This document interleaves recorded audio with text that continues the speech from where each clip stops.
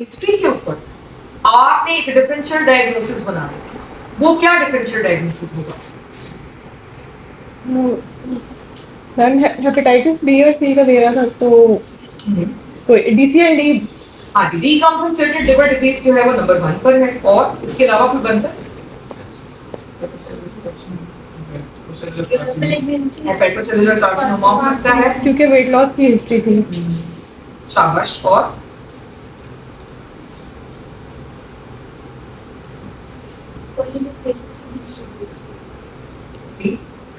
Ma'am पॉलीनेथियसिस का बस उसने ऐसे जिक्र किया था, लेकिन वैसे वो पेन की वजह से, क्योंकि उनको पेन था ना इधर लेफ्ट साइड पे, तो वो लिवर की वजह से था। अच्छा, अब अगर ये आपके दो डिफरेंशियल डायग्नोसिस बने, अब नंबर 2 जो स्टेप आता है आपके लॉन्ग केस के अंदर कि आपने अब एग्जामिनेशन करना है।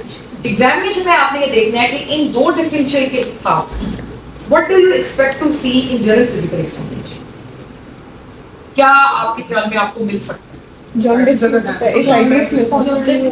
Jaundice number 1, ascites general physical में नहीं यूजुअली देखते, लेकिन हाँ एक जनरल आप ओवरव्यू कर रहे हैं तो आपको उसका एब्डोमेन डिस्टेंस मिल सकते हैं। और पिडरीमा, वेरी गुड। और स्पाइडर वेरी गुड। और What are stigmatas of liver disease? अगर आपने जनरल फिजिकल एग्जामिनेशन जो मैंने आपके साथ शेयर की है वो देखने की जहमत दोबारा नहीं हो तो उसमें हाथ से मैंने शुरू किया है, और मैंने इसीलिए शुरू किया कि तरतीब से आप आए और कोई चीज मिस ना हो।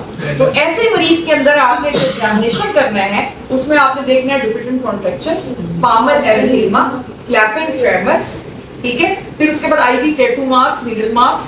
फिर उसके बाद अगर मेल है तो आपने डिस्ट्रीब्यूशन ऑफ हेयर देखनी है, गायनेकोमेस्ट्रिया आपने देखना है, ठीक है, जॉन्डिस देखना है आपने। ये सारी चीजें जो है वो आपने देखनी, और टेस्टिकुलर एट्रोफी देखनी, और पिटिंग एडिमा की। तो ये सारा आपने देखना है। अब जरूरी नहीं है कि हर डीसीएलटी के अंदर ये स्टिग्मेटास आपको मिले, लेकिन देखने आपको जरूर है। होते तो सिर्फ 40%। अगर नहीं है तो इसका ये मतलब नहीं कि डीसीएलटी नहीं है, डीसीएलटी स्टिल कैन बी प्रेजेंट। लेकिन लॉन्ग केस के अंदर जब आप अपना केस प्रेजेंट करने लगेंगे तो शायद वो थोड़ा सा डाउन द लिस्ट चला जाए, डिफरेंशियल डायग्नोसिस की लिस्ट हमने करी।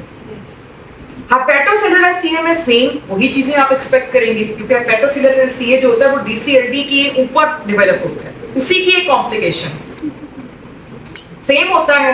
लेकिन उसमें ये होता है कि जब आप एब्डोमिनल एग्जामिनेशन करेंगे, क्योंकि मेनली जो केस बन रहा है वो जीएलटी का बन रहा है, डीसीएलटी का बन रहा है, तो इसमें सबसे पहला सिस्टम जो एग्जामिन करेंगे दैट विल बी जीएलटी। तो जीएलटी में हमें क्या मिलेगा? व्हाट वी एक्सपेक्ट टू सी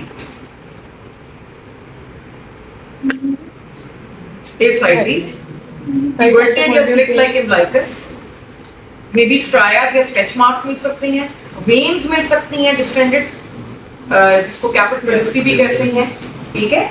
और पल्सेशंस मिल सकते हैं? नहीं, हेपेटोमेगैली मिल सकती है अगर आपको हेपेटोसेलुलर सीए है, और वो किस तरह की होगी? वो हार्ड होगा, टेंडर होगा लिवर, ठीक है। और स्प्लीनोमेगैली बिकॉज ऑफ पोर्टल हाइपरटेंशन, तो स्प्लीन भी आपको मिल सकती है। तो ये आप एक्सपेक्ट करते हैं इन डीसीएल।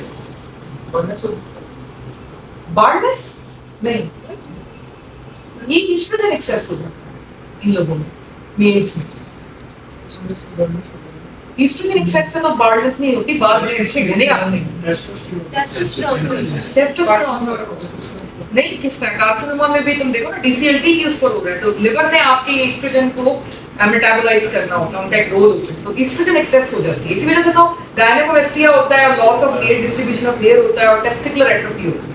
मैं आई थिंक वो कंफ्यूज कर रहे हैं कि जो कार्सिनोमा में जो है ना वो पेशेंट जो है ना बाहर हो जाते हैं, असल में जो उनकी कीमो रेडियोथेरेपी होती है तब उनको उनके जो बाल होते हैं ना ये तो ग्रो करना स्लो कर देते हैं।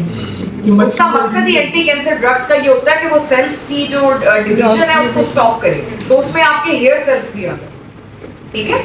तो ये चीजें आप एक्सपेक्ट करोगे। अच्छा, उसके बाद जो है आपने बाकी एग्जामिनेशन सिस्टम्स के भी करने हैं, ये नहीं कि नहीं करना। नंबर 1 के ऊपर आपने जो है जीपी करना है, और उसके बाद आपने जो मेन सिस्टम जिसका आपका डिफरेंशियल बना है उस सिस्टम को आपने जरा डिटेल में देखना। फिर बाकी सिस्टम आपने जल्दी जल्दी करने हैं, रेस्पिरेटरी सिस्टम भी आप करेंगे, फिर उसके बाद सीएनएस, सीडीएस, ये हल्का हल्का आपने करना। और उसके बाद आपकी जो फाइंडिंग्स आपके एग्जामिनेशन के ऊपर आई हैं, एग्जामिनेशन के ऊपर जो आपकी फाइंडिंग्स आई हैं, एग्जामिनेशन के ऊपर जो आपकी फाइंडिंग्स आई हैं उसकी बेस पर आपने अपना डिफरेंशियल डायग्नोसिस मजीद नैरो कर लेना, ठीक है। फॉर एग्जांपल आपको डीसीएलडी के फीचर ज्यादा मिल गए, तो अब आपने क्या करना है कि आपने फिर इन्वेस्टिगेशंस प्लान करनी।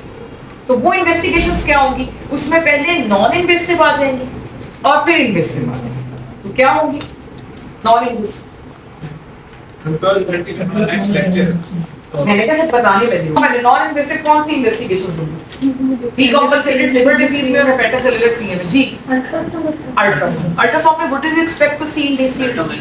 हेपेटोमेगली या शंकल कोर्स टेक्सचर लिवर की मिल सकती है। हेपेटोमेगली आपको मिल सकती है सीए में या फोकल डिफेक्ट्स मिल सकते हैं आपको। पोर्टल वेन का डायमीटर ये भी आपको बड़ा मिल जाएगा। स्प्लीन आपको एसाइटिस आपको मिल सकती है। सारी चीजें आपको अल्ट्रासाउंड में, ठीक है। अब अगर आप ये सस्पेक्ट कर रहे हो कि ये डीसीएलडी है और साथ हेमेटोमेसिस भी हुआ है, तो फिर नंबर 2 के ऊपर जो आपकी है इन्वेस्टिगेशन वो इन्वेसिव, वो क्या है, वो इन्वेसिव एंडोस्कोपी, गेस्ट्रोस्कोपी। उस पे आपको वेरिसेस नजर आएगी और आप उसकी बैंडिंग करके रबर बैंड एक अप्लाई करेंगे जिसकी वजह से वो वेरिस जो है वो बिल्कुल ब्लॉक हो जाएगी और आप 2-2 हफ्ते के बाद उसको बुलाएंगे। जब तक वो बिल्कुल स्लफ ऑफ नहीं ना कर जाएगा तब तक आप उसको बुलाते हैं, ठीक है। अगर हेपेटोसेलुलर सीए आप सस्पेक्ट कर रहे हैं, इसमें कोई बड़े-बड़े डिफेक्ट्स आ गए अल्ट्रासाउंड के अंदर, तो वो या तो मेटास्टैटिक लिवर डिजीज है या प्राइमरी सीए लिवर का, उसके लिए आप ट्राइफेजिक सीटी कर सकते हैं, ठीक है। ट्राइफेजिक सीटी होता है, उसमें एक आर्टीरियल फेज होती है, एक वीनस फेज होती है। तो ट्यूमर जो होता है वो आर्टीरियल फेज के अंदर एनहांस कर जाता है, उधर से हम डायग्नोज कर लेते हैं। और जो अगर मेटास्टैटिक लिवर डिजीज है तो उसमें हम प्राइमरी ढूंढने की कोशिश करते हैं, और ज्यादातर प्राइमरी लिवर में कहां से आते हैं, लंग्स में पोर्टल वेन्स कहां से आ रही हैं आपकी intestine, GIT, colon GIT malignancy, उसको फिर हमने देखना, ठीक है। उसके बाद जो है ये आपका इन्वेस्टिगेशंस भी खत्म हो जाती हैं, देन कम्स अप ट्रीटमेंट। अब अगर डीसीएलडी है उसका ट्रीटमेंट हेमेटोमेसिस के हवाले से जो डेफिनेटिव है वो तो एंडोस्कोपी। अब जब तक एंडोस्कोपी नहीं होती हम उसको सोमेटोस्टेटिन दे सकते हैं। सेंडोस्टेटिन आप देखेंगे, इस मरीज की फाइल आपने बाद में चेक करनी, उसको सेंडोस्टेटिन मिल रहा होगा, ठीक है। और कुछ लोगों को जिनको हमें पता नहीं होता कि ये वेरिसेस हैं या ये गैस्ट्रिक अल्सर की ब्लीड है, उसमें सेंडो और विप्राजोल इन्फ्यूजन में इकट्ठी चला रही होती है, ठीक है।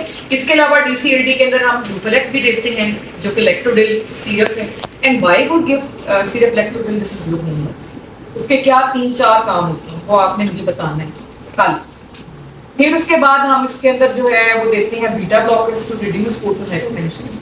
यहाँ पर हम बीटा तो नहीं, अल्फा बीटा दोनों दे रहे होते हैं कार्बिडोलम इन ए वेरी लो डोज, ठीक है।